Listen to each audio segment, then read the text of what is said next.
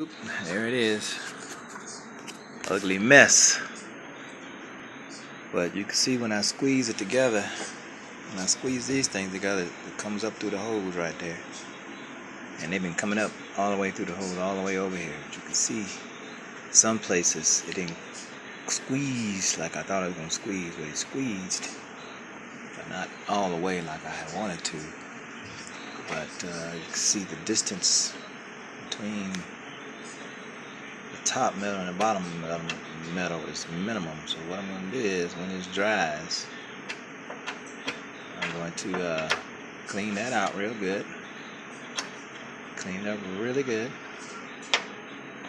Down to the metal down there. You see that's pretty decent distance there. Even here it's a pretty decent distance between the top metal and the middle metal. It's a nice distance. Even over here, you can see that's a pretty decent distance. So in between the top metal and this metal, look at that, you can hear that insulation in there. You can hear that insulation in there really good.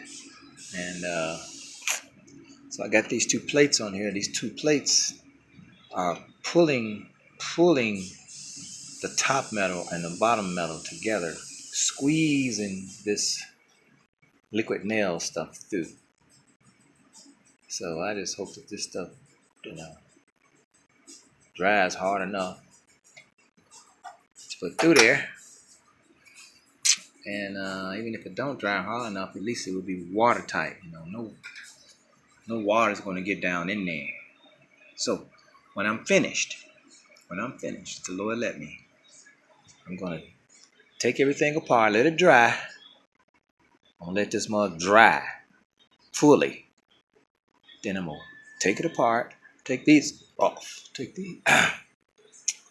these out, Then I'm going to clean it up really good. I mean, just clean it so that I can get down to that metal. You see that? You can see that POR, that chassis saver there. You can see that it's going through there, but there's chassis saver on the other side. Well, I'm going to clean that up so that when I put a weld there, it'll stick to that bottom metal down there, giving strength to this that's going across here. And I know this will handle some heavyweight people. So, or in and out a bunch of times. Because when these teenagers, I'm talking about Kairos and Kaiser, when they get this car, they're going to have friends going in and out of the back of this mug, and they ain't going to know how to take care of it. So, and I would hate for, what does not knowing how to take care of it mean anything? Anyway, I would hate for their friends to keep going in and out, and then mess around and boop, fall through there. Well, with this, they are not going to fall through. I'm going to clean this up, and then when I'm getting ready to do the underside, I'm going to clean that underside up. I'm going to put some fiberglass on the underside. I'll put some more PRR and some chassis saver on the underside. I'm going to put some fiberglass on top of that. Fiberglass, that's right, fiberglass on top of PRR. I don't know if that's going to work or not. But what you do is you just wait until it gets tacky, and then you put it on there.